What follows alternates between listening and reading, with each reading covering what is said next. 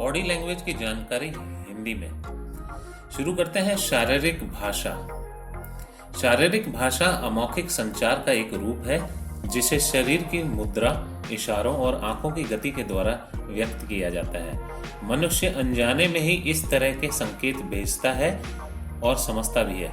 अक्सर कहा जाता है कि मानव संचार का 93% हिस्सा शारीरिक भाषा और पराभाषीय संकेतों से मिलकर बनता है, जबकि शब्दों के माध्यम से कुल संचार 7% हिस्सा ही बनता है। लेकिन 1960 के दशक में इस क्षेत्र में कार्य करके ये आंकड़े देने वाले शोधकर्ता एल्बर्ट मेहराबियन ने कहा था कि ये दरअसल उनके अध्ययन के परिणाम के आधार पर हो रही एक गलतफहमी है।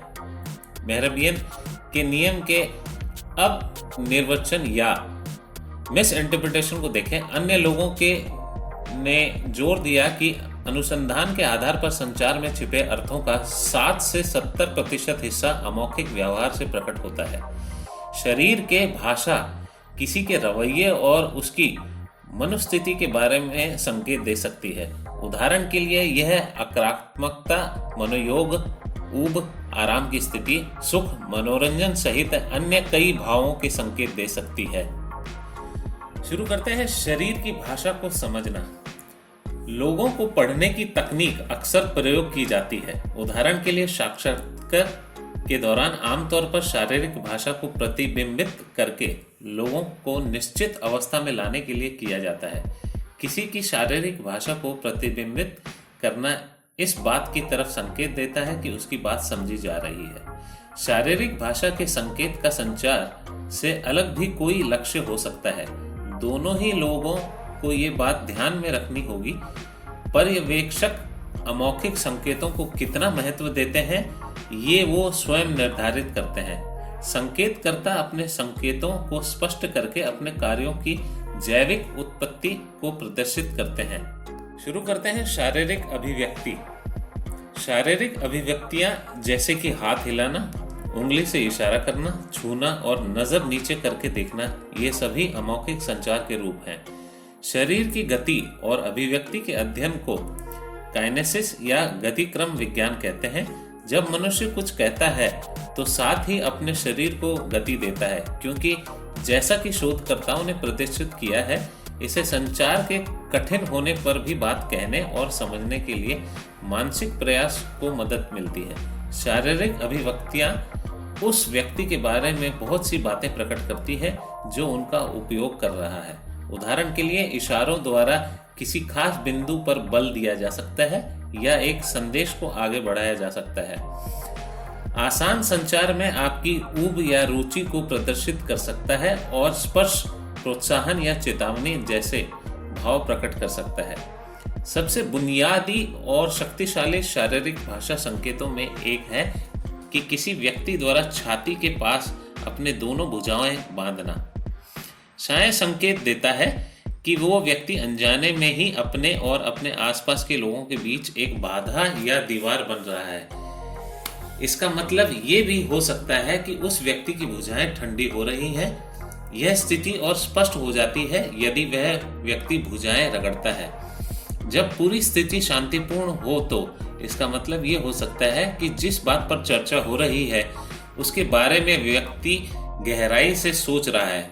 लेकिन एक गंभीर या टकराव की स्थिति में इसका ये मतलब हो सकता है कि व्यक्ति विरोध व्यक्त कर रहा है। यह मतलब विशेष रूप से तब प्रदर्शित होता है जब वह व्यक्ति वक्ता से दूर जाने वाली और झुका होता है। एक कठोर या भावहीन चेहरे की अभिव्यक्ति अक्सर प्रत्यक्ष शत्रुता का संकेत समझी जाती है।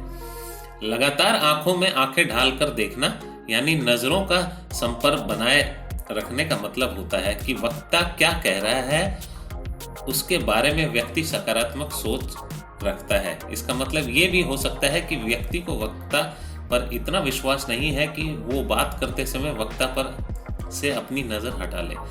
नजरों का संपर्क बनाए रखने में कमी नकारात्मक का संकेत देती है। दूसरी ओर चिंता या व्यग्रता का शिकार रहने वाले लोग अक्सर बिना किसी असुविधा के आंखों का संपर्क बनाने में असमर्थ रहते हैं। आंखों का संपर्क बनाना यानी नजरें मिलकर बात करना अक्सर एक माध्यमिक और भ्रामक संकेत माना जाता है, क्योंकि हमें इस बात की सीख बहुत शुरुआती स्तर से दी जाती है कि बोलते समय नजरें मिलाकर बात करनी चाहिए।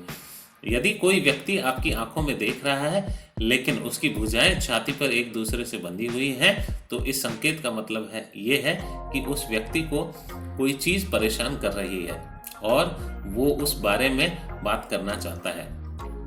या नजर से संपर्क बनाए हुए भी यदि कोई व्यक्ति इसके साथ साथ कोई निरर्थक कार्य या गति कर रहा है, यहाँ तक कि आपको सीधे देखते हुए भी ऐसा कर रहा है, तो इसका मतलब यह है कि उसका ध्यान कहीं और है। साथ ही ऐसे 3 मानक क्षेत्र भी हैं जहां देखना मनुष्य के 3 अलग अलग मनोस्थिति को प्रदर्शित करता है। यदि व्यक्ति नजर से पहले एक आंख पर दृष्टि डालता है, फिर दूसरी और फिर माथे पर देखता है, तो इसका मतलब यह है कि वो सामने वाले पर अधिकारपूर्ण भाव या स्थिति प्रकट कर रहा है। अगर वो पहले नजर एक और फिर दूसरी आंख पर दृष्टि देता है तो उसके बाद नाक को देता है, तो इसका मतलब होता है कि वो एक संचार का हिस्सा है जहां दोनों पक्ष बराबर स्तर रखते हैं और उनमें से कोई भी एक दूसरे से श्रेष्ठ नहीं है। आखिरी तरीका है कि दोनों आंखों में देखने के बाद होठों पर नजर डाली जाए। यह रूमानी भावनाओं का एक मजबूत संकेत है।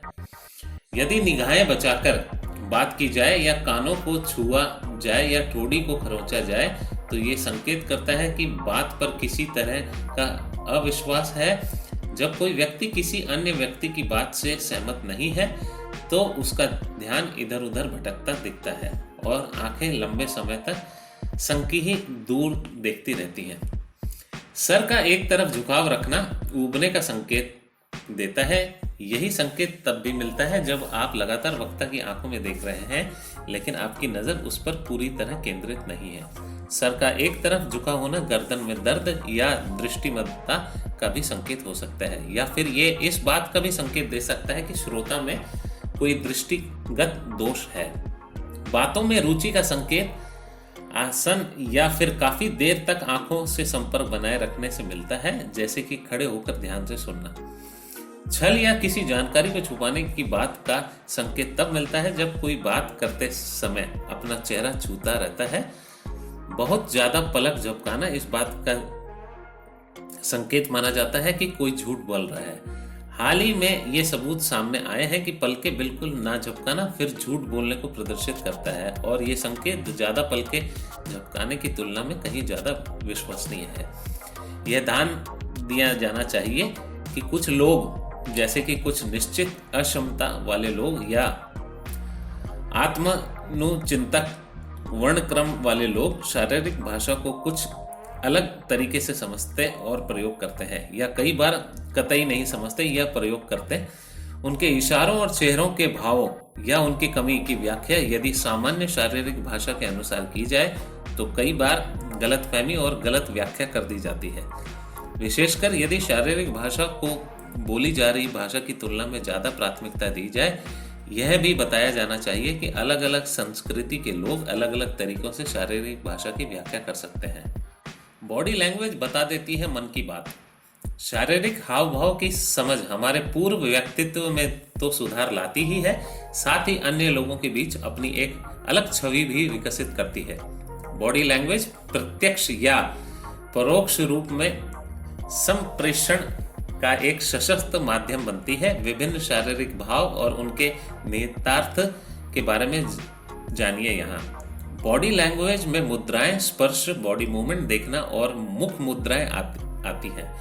ऐसा माना जाता है कि कम्युनिकेशन का 93% बॉडी लैंग्वेज के जरिए और शेष 7% शब्दों के जरिए संप्रेषित होता है। रोचक तथ्य यह है कि मां के गर्भ में ही बच्चे की बॉडी लैंग्वेज आकार लेती है। विशेषज्ञों के अनुसार भ्रूण का जम्हाई लेना या हाथ पांव चलाना खुशी के चिन्ह माने जाते हैं। शारीरिक मुद्राएं विचारों, अनुभूतियां और संप्रेषण को इंगित करती हैं। विभिन्न संस्कृतियों में इनके कुछ पारंपरिक संदर्भ भी होते हैं। उदाहरण के लिए अंगूठा ऊपर करने की मुद्रा कई देशों में इस्तेमाल की जाती है। भारत में इसका मतलब बहुत बढ़िया या सफलता से जुड़ा है। वहीं ऑस्ट्रेलिया, ईरान और नाइजीरिया में इसे नकारात्मक अर्थ भी लिया जाता है। जापान में इसका मतलब अंक 5 है। वहीं तुर्की में यह दक्षिणपंथी राजनीतिक दल को इंगित करता है।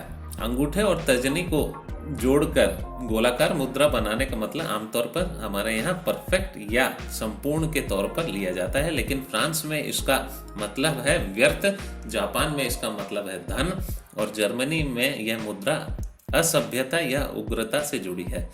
माल्टा, ग्रीस और ब्राजील में इसका मतलब है बेइज्जती करना।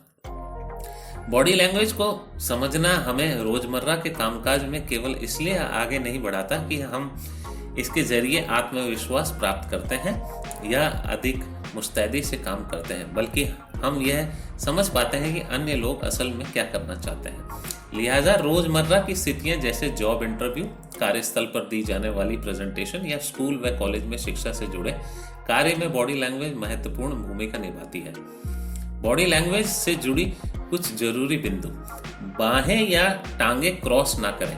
कोशिश करें कि बातचीत के दौरान अपनी बाहें या टांगे क्रॉस ना करें, क्योंकि इससे आपकी मुद्रा तनावग्रस्त नजर आएगी। अपने हाथ सिर के पीछे बांधना अतिरिक्त आत्मविश्वास का चिन्ह है। आंखें मिलाएं। बातचीत के दौरान अन्य व्यक्ति की आंखों में देखें। आंखें ना मिलाकर बात करना दर्शाता है कि व्यक्ति असुरक्षा का शिकार या लापरवाह है। शरीर की मुद्रा पर कार्य करें। बातचीत में अपनी रुचि दर्शाने के लिए कंधों को ढीला छोड़ें और आगे की ओर झुकें। यह आत्मविश्वास संप्रेषित करने के लिए सीधे तन पर कंधे को कुछ पीछे को ले जाएं। आगे की ओर झुकना दर्शाता है कि आप बात सुनने के उत्सुक हैं, जबकि पीछे को होना दर्शाता है कि आप घमंडी और कार्य के प्रति उदासीन हैं। गौर से सुनें। अन्य लोगों के बोलने के दौरान आपका सिर हिलना दर्शाता है कि आप चौकन्ने हैं। हाथ पांव ना हिलाएं।